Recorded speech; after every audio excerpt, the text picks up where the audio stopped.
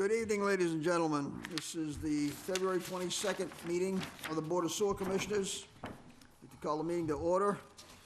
And roll call, Donna Brock, present. Peter Dunlop. and Jim Gibberti. Okay, we have minutes from the February 8th meeting. Any questions, additions? I read through them. I move that we accept the minutes of the meeting as submitted. Second. All in favor? Aye. 0-0.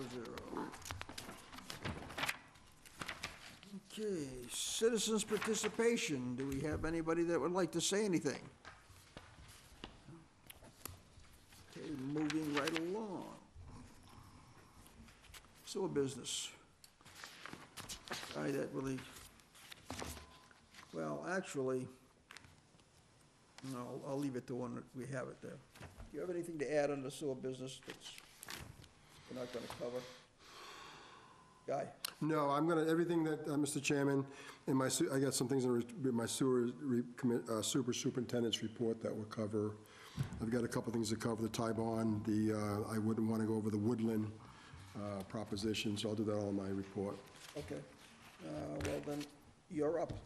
Okay, so I'll do this real quick. Thank you, Mr. Chairman. I'll put this back up. I'm just gonna briefly mention this.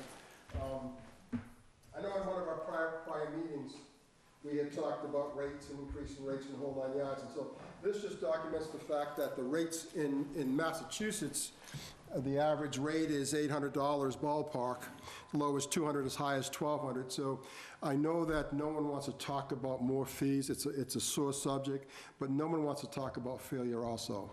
We had talked at the Selectmen's meeting about projects and endeavors that we need to undertake and the cost of these. So I wanted to point out to the ratepayers that $596 at times seems like a lot of money, but relative to the cost statewide, it really isn't. And also, in the last 3 years, the report goes on to state that it's been a 14% increase across the board for infrastructure repair.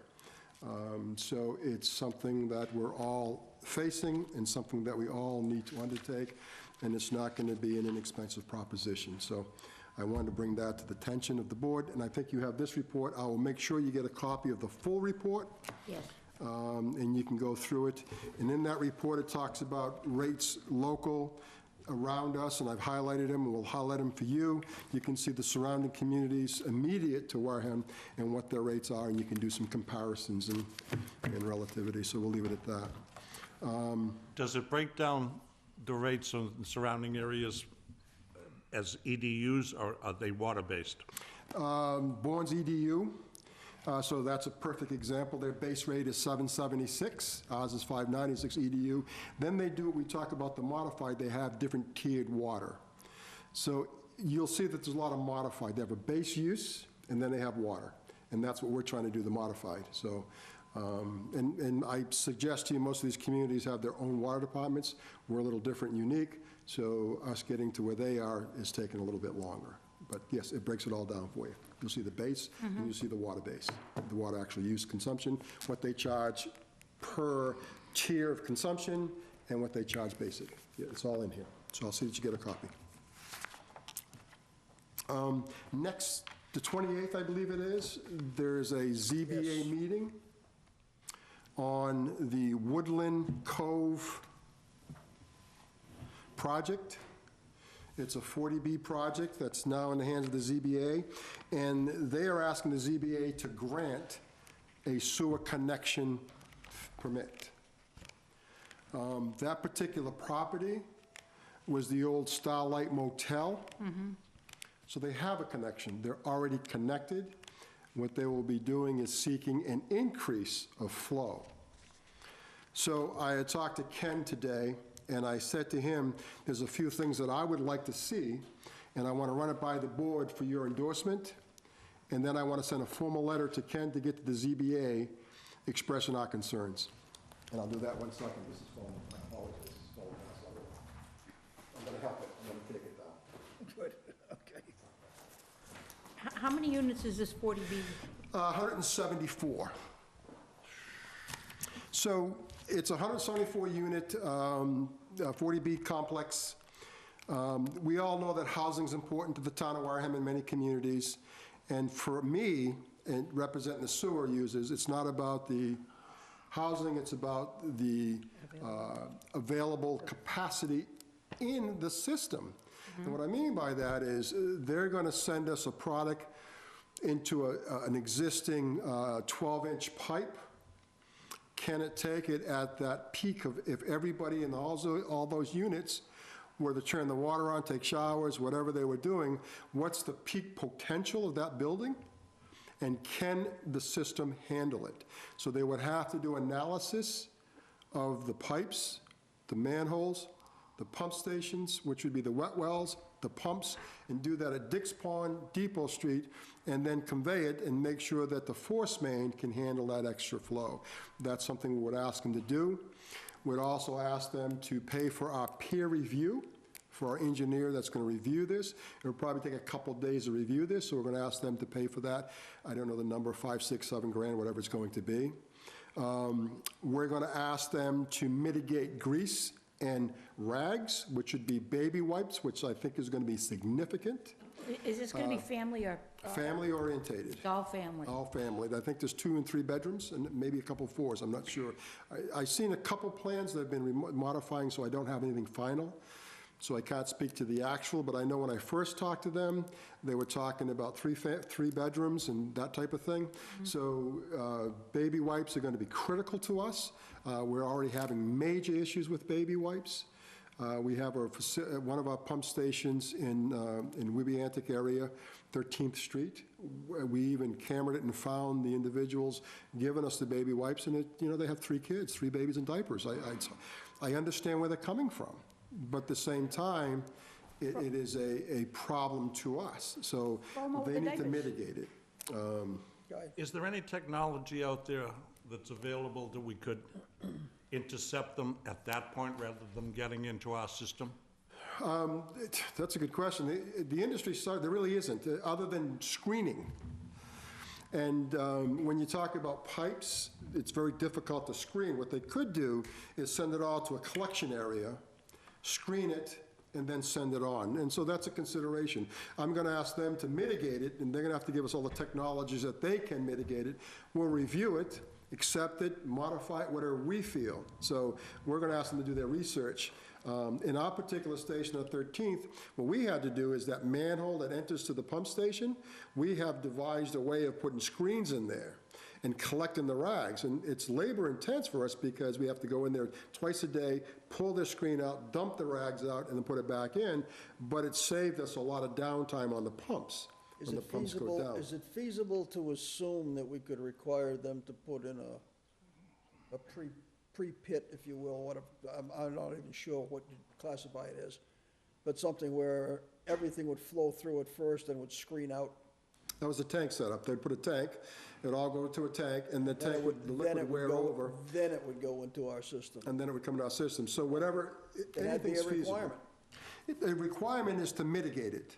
They've got to set a mitigation plan. That's mitigating it. It is, but I'm not going to tell them what to do for mitigation, because if it doesn't work, I want them to tell us what they're going to do for mitigation. Then our peer review will review it, and they'll say if it's feasible, not feasible, and we can modify it, but it's going to be their responsibility. So in other words, the answer to my question is yes, they could do that, something like that, and that could be part of their mitigation. Absolutely. They could put a commuter in there. They could put a grinder in there. There's all kinds of answers, but mitigate it. We'll wait till they do that to mitigate it. That's right. They're going to mitigate it. I'm going to ask them to mitigate it. Are we going to have the capacity? I'm sorry? Are we going to have capacity enough to take on that type of a load? And how many gallons? At the plant? Yes. Yeah, the plant. Well, I'm not worried about the plant. I'm worried about the system. We can take on the flow. How much of an increase will that be in the flow? I'd have to see the numbers actually give you. Ballpark. They're talking about possibly 60,000 gallons. I saw 39, I saw 62 in that Say flow. with the 60 are the pipes that we have currently, is that capable of handling that kind of flow? That is the sewer system analysis. I will tell you when they get done with the analysis. I can't answer these questions, that's why I'm going to have them answer So in other them. words, right now, all we're going to look at doing What's is the date going of to that meeting? ZBA meeting.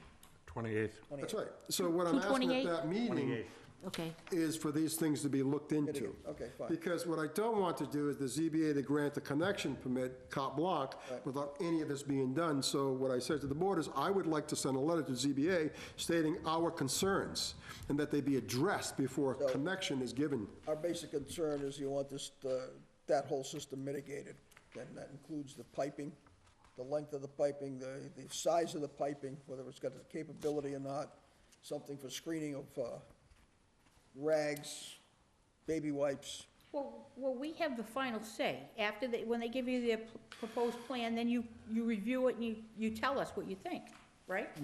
Yeah, absolutely. So when they give us a plan, the peer review would review it. I would bring that peer review to the board, so the board is aware of the mitigation. Now, remember, this is 40B. That's all I'm gonna say. Can they override us? It's 40B, absolutely. All right, so this is a process, and I think we need to pay attention. We need to make known, we need to follow the process, and we need to constantly, let the public and even the Woodland Cove, what we're really looking for. And I'm gonna use my engineers to be our advocate based upon the capacity of that infrastructure and the pump issues. Well, that's what I'm saying, you're looking at the whole thing, the whole process there, so. From connection to the plant, they need to fine. make sure it's all doable, and they'll do that. And that's standard. Now, will you give the ZBA a detailed list of those particular things so that they aren't in a fog and wondering what we're talking about? Yes. Okay. I'm working with Ken Buckland. We're working pretty close on this, and we've had some conversations today, and I want to make sure that we get it right, to make sure it gets in their hands. So he's advised me the best way to get it done, and I would like to do that. I just wanted the board's permission to send this. I didn't want the board to be blindsided. I want to get this letter over there. I want the board to be aware. These are the concerns I Do you have, have any negatives to that? or any additions, anything you can think of. I think that the hearing is the first step, Yeah. and then obviously the mitigation is going to make a great deal of difference. Exactly, and I think in the hearing, what I'm afraid of, it can happen, is at the hearing, the ZBA granted. So if nobody makes any notes, if I don't submit this, and. Exactly. So we need to make sure we're heard. That's what this is all But about. it sounds like we have to be heard by the state. Well, I think if the developer, if we're reasonable and they go to the state, then I think the state can side with us for reasonability, because all we're asking for is protection. We can't allow them to destroy a system that's going to cause harm to all the users on that train. And so I think it's Yeah. reasonable. Do you know who the developer is? Dakota? I've talked to the more engineering, and probably in Dakota I've seen, but I haven't really paid attention. Okay, can I get a motion on this? We just need to be actively involved in this, is all I'm saying, and this letter's the start. This is our placeholder, this gets our concerns out, and then we can go from there. Don? Question, I was looking at the minutes from Can't do that. the end of November. and Excuse me. Don, It mentioned that there was, No. no, just, This is a public hearing, I don't know no, which is, Citizens' participation's over. which is gone, but I well, think, that's okay, I'm gonna, You want to allow that? yeah, go ahead. Just introduce yourself. We can- Introduce yourself go first. to the microphone, they can't hear you, so go to the microphone, talk. If the chair's gonna grant you permission, then let's offer the record, who you are, and then go from there. okay, Don Jepson, 15 Long Beach Road. Up until yesterday, I was a candidate to be a sewer commissioner, and I pulled that in favor of finding out that I was running against Mr. Gilberti, and that wasn't my intent. I had to be doing some research, that I looked at some of the minutes from previous meeting, but at one of the meetings, which was the end of November, it said there was only 14,000 gallons per day remaining capacity, but then Mr. Capino just said that this would be 60,000 gallons. And I'm just asking a question because I don't, maybe there was something in the interim that was increased, or? The 14,000, get to that question specifically, was talking about pure gallons that we were subtracting as a running total. These projects, some of these projects that we're talking about have not come online yet. There are other capacity issues. We're bringing back in more flow. And so when we did the final analysis, by loading, we have plenty of capacity for this project and others. Okay, thank you. That's, I was just trying to get that in my mind. Okay, thank you.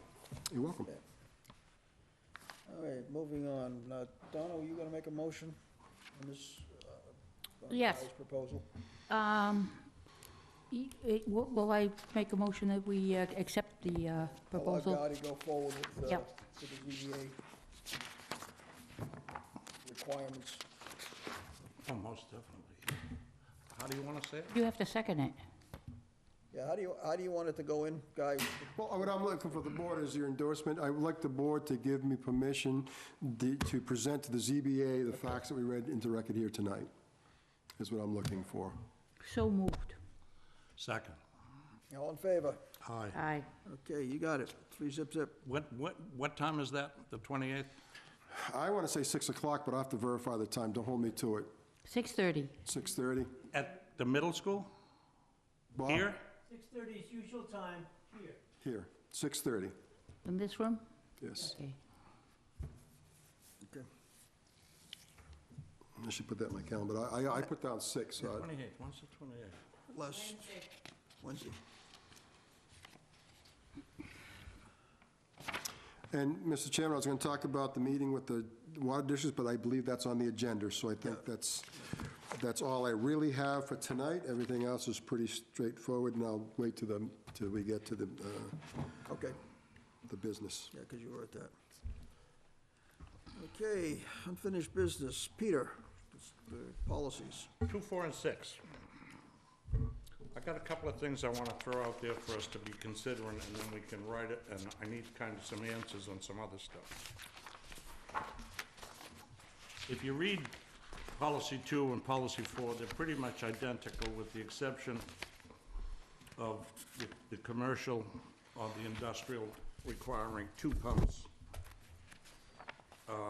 as opposed to 1. If you read policy number 2, section 12, item 8, the pump chamber for non-residential use shall have a storage capacity equivalent to 48 hours detention time.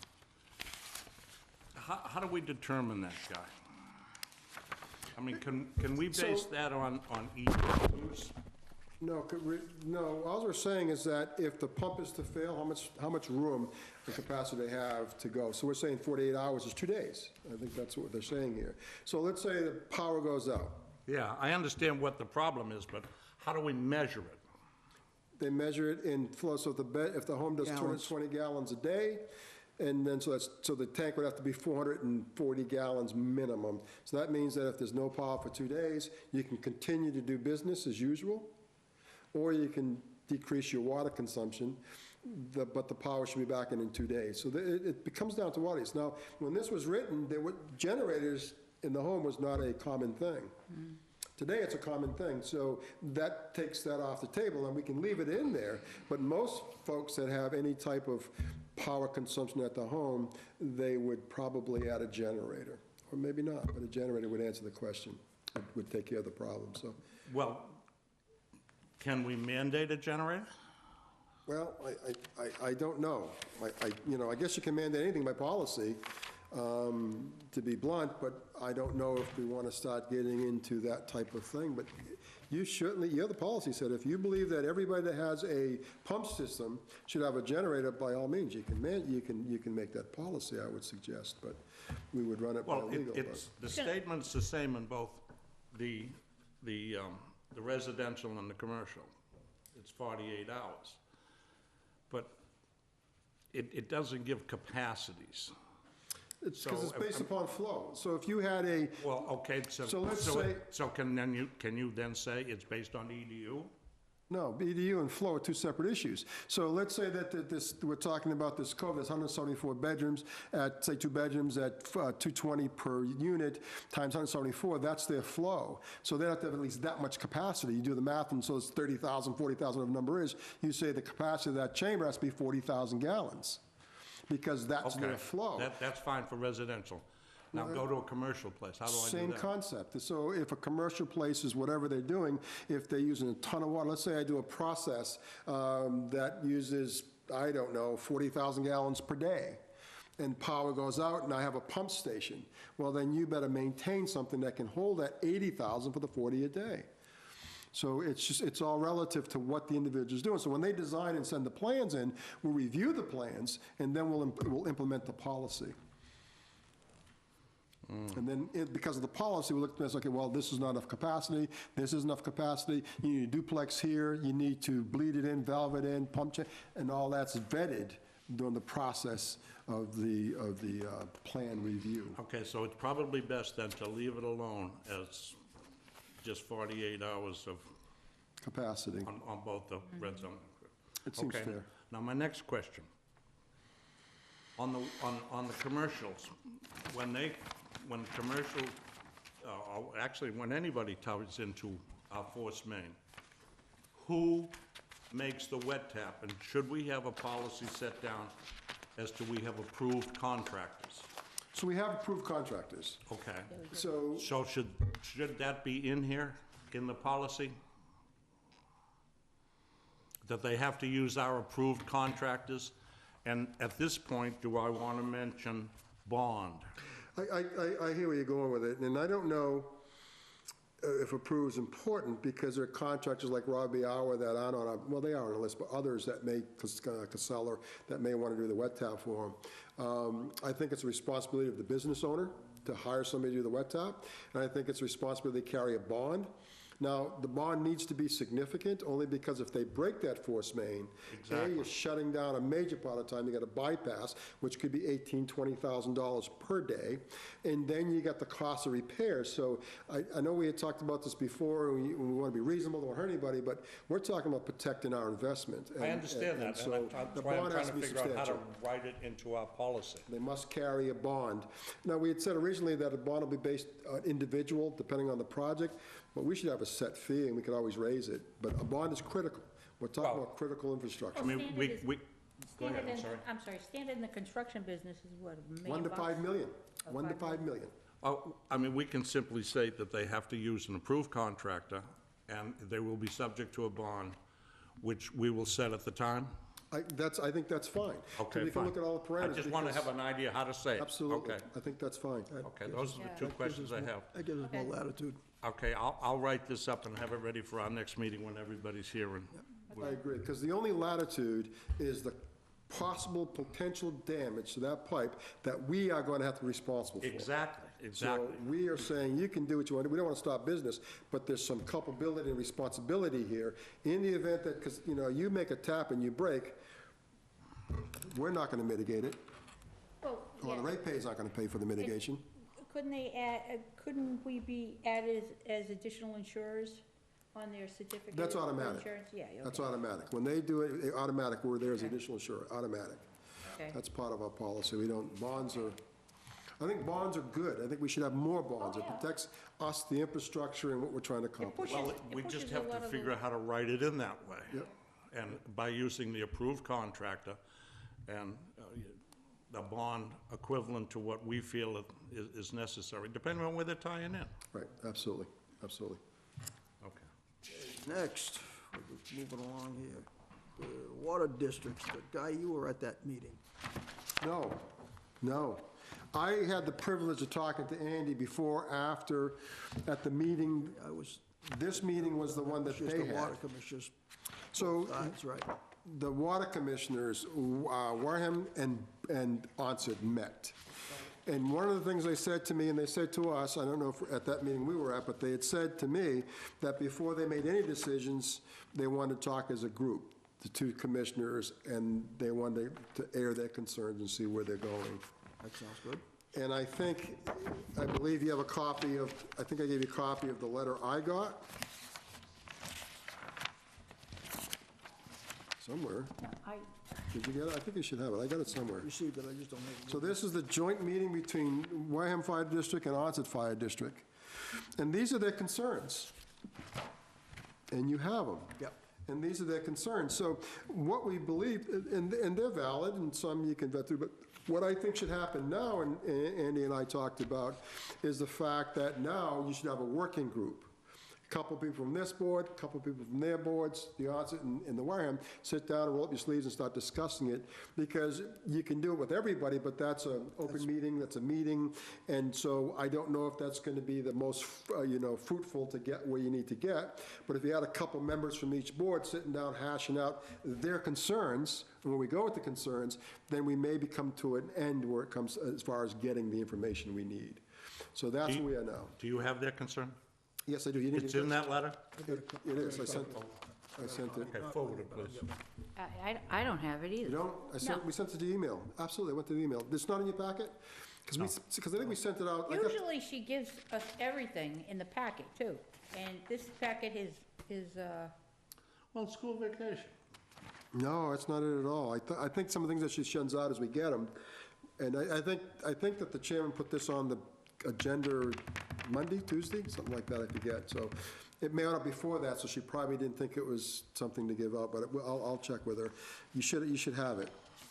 I think you should have it because it says the sewer commissioners. I sent this out to the sewer commissioners, and if you look at this, it says to the sewer commissioners. It was done 2/20, 2/18, 8:46 a.m. So you should have a copy. 214, 2:20 oh, 220? at 8:46 a.m. I sent it out to the sewer commissioners. It was the day before yesterday. Yeah. I sent this out. But anyways, you can read it, we'll get you copies if you want it, but I think that at this point, I think the board needs to pick a couple of folks, and then we can set up a meeting with all three boards, 2 from each, and then you can have a working meeting, and then you can vet through all this stuff, then come back to your respective boards, and then take it from there.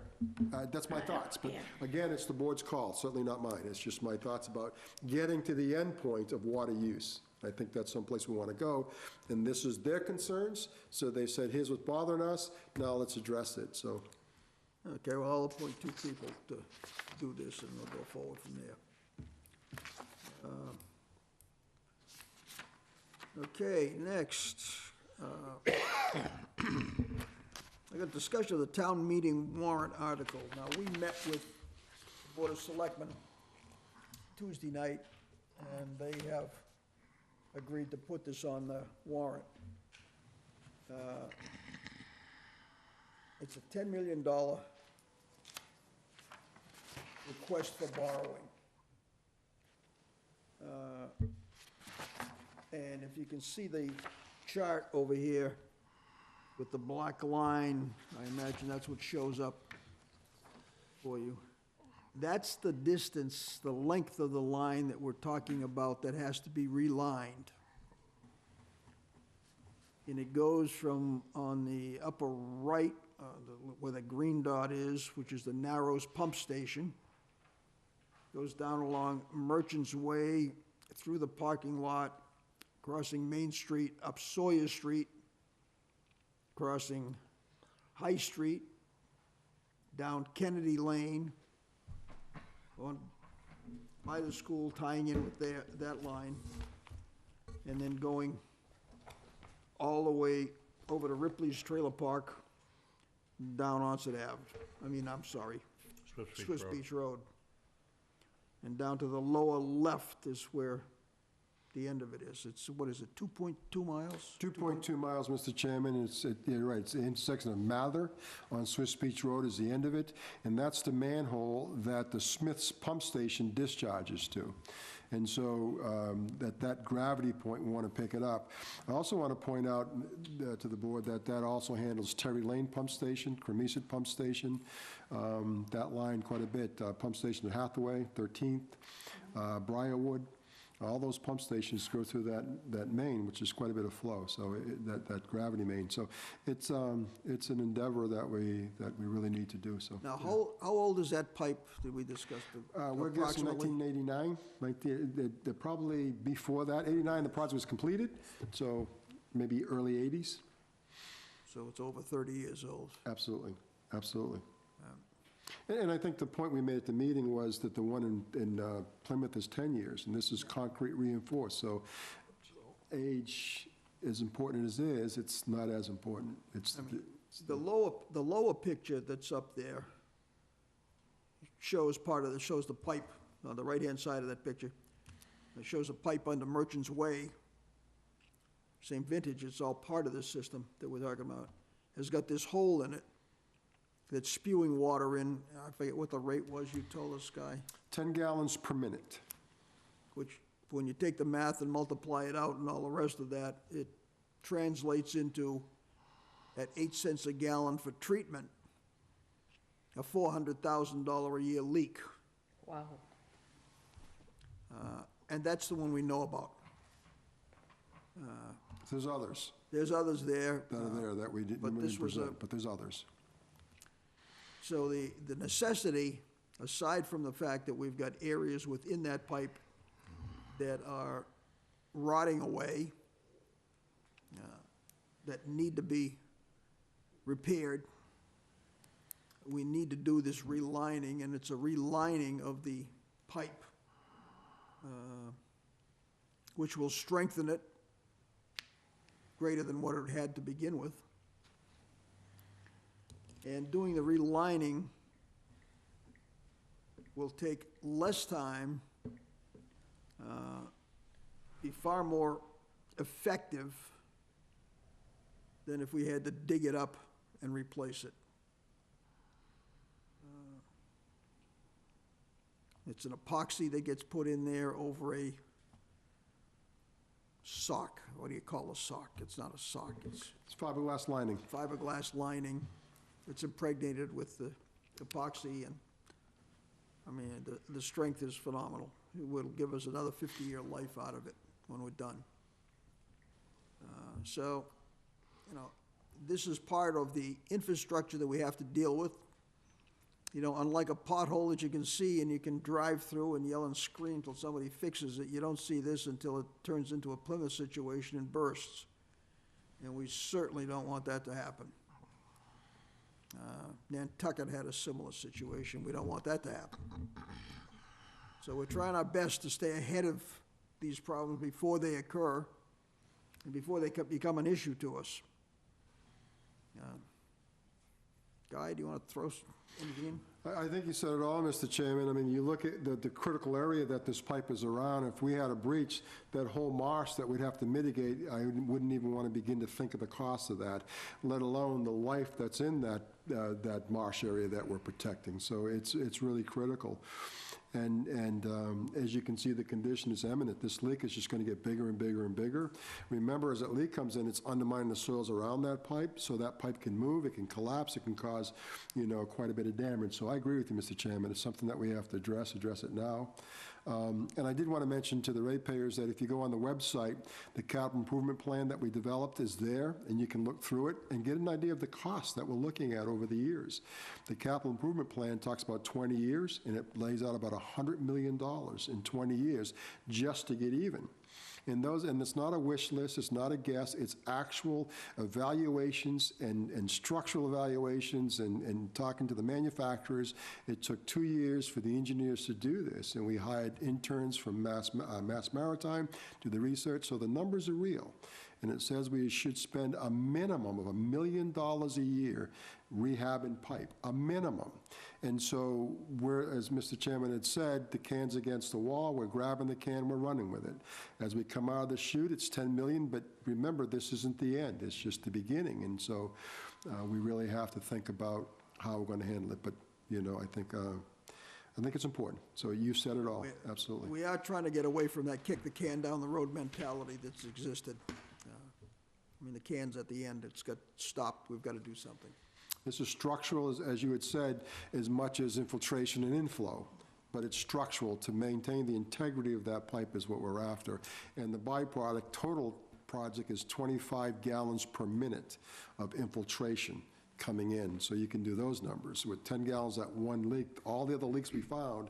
And for clarity, we got other pictures, you'll see that there are cracks in the joints that aren't leaking, because as you get closer to Ripley's, it comes higher. Remember, it's gravity, so it goes to the low point. When you get to the high points, it's just about water table level. When the tide comes in and the water table rises, it's leaking at that time.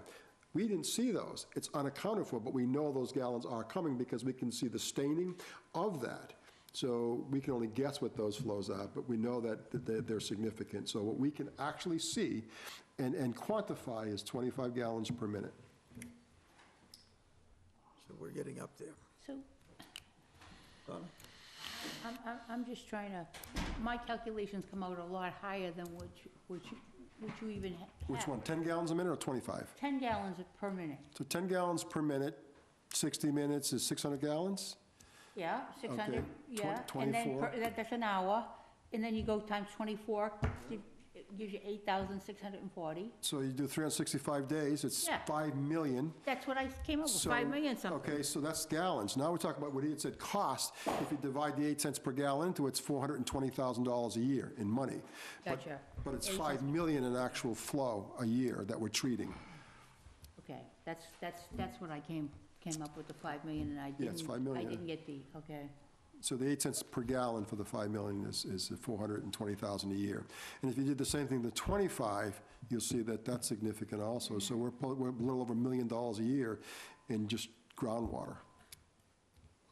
In this one, and we still got answers to go. I mean, it's staggering. Start playing the numbers and looking at it, I mean, and I realize this doesn't play out all the way, That's what I but look at numbers. practically speaking, if you could plug that leak in a 25-year span, you've got your $10 million back, And that one, savings in that one leak. So, absolutely. you know, when you start Absolutely. multiplying that with others in there, it's just, And that total cost is chemicals, electricity, moving that water, you know, you add it all up, it's significant. Yeah. Wear and tear, we haven't talked about wear and tear, and then that means now that pump has to be replaced more, sooner, so. I'm you're sure when we absolutely go right. to Swiss Beach area, it's gonna be bad. It is bad. So the INR report that the board gave us till March, that the DEP gave us to March, we're just about wrapping it down, but we're finding that the Smiths Pump Station area is in trouble. North Boulevard Pump Station area is in trouble, and that's in Onset, 12th Street, 13th Street, that Yeah. whole area there, Yeah. up by East Central is in trouble. I mean, the flow from groundwater is incredible. So we have to start doing it. We've done some, but we have to really look at the investigation. So there's a lot of water coming to that system, and those are old clay pipes. And asbestos and Smiths. We're taking this to town meeting, Okay. and we're going to ask the public to come up with the $10 million.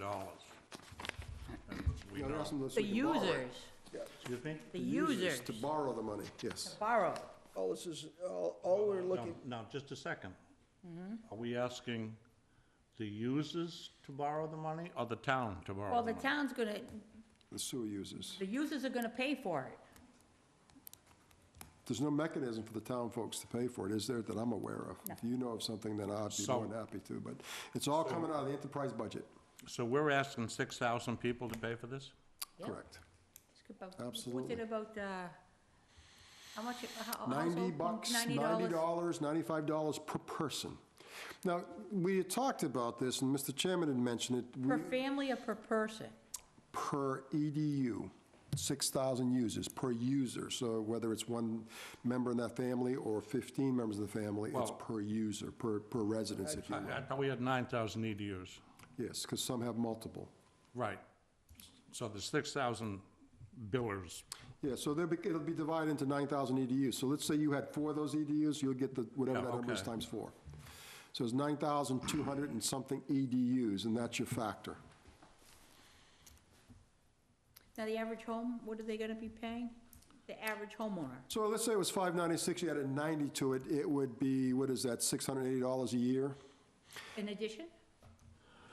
To the $596, it'd be added to that. It wouldn't be Okay, included so in an it. additional $90, okay. yeah, Yes, that's- so that's what we're looking at. And we're also talked about, we have $1 million in annual capital that we have all the time, and we're talking about funding this with that.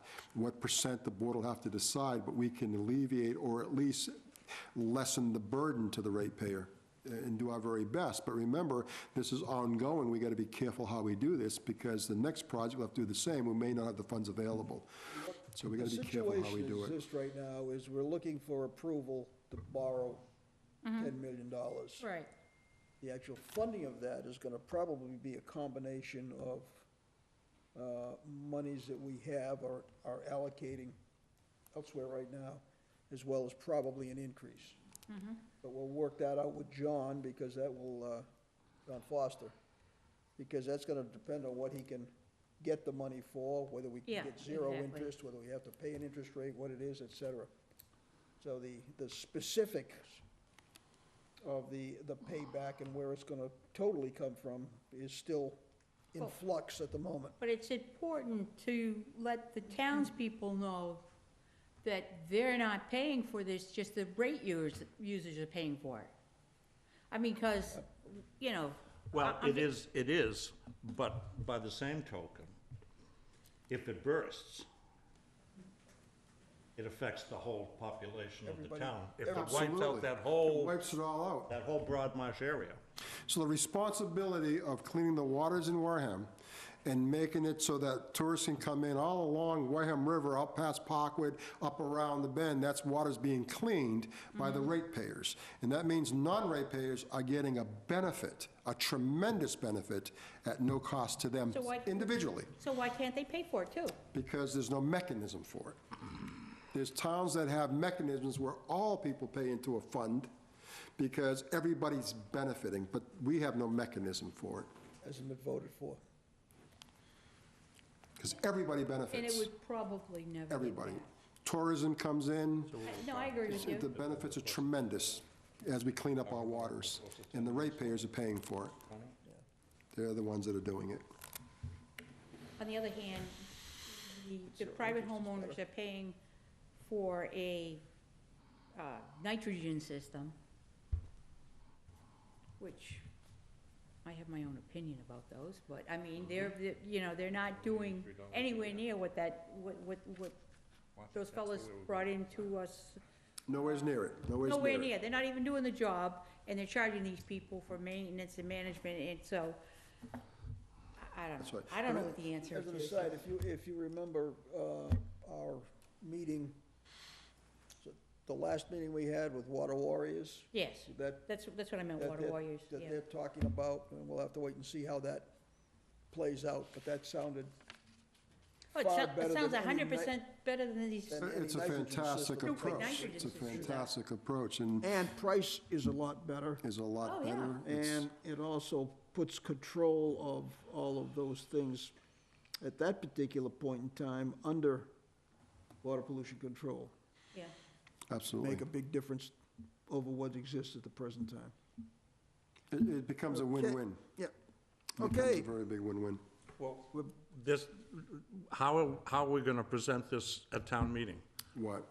So we're gonna have a PowerPoint presentation, which I'll get over to I told the moderator I'd get it to her. We should have it in a week. We'll review it if we're happy with it, but it'll be a PowerPoint presentation, discuss the very things we talked about. It'll be about the condition of the pipe, about some of our neighbors who have had problems that we want to eliminate. It's gonna talk about the cost of treating that groundwater. So it's pretty much what we've already been saying, but it'll be in a PowerPoint presentation presented at town meeting. What did you just say that we're spending on that one leak? How much are we spending? $400,000 a year. Yeah, 400,000 a year. 400,000?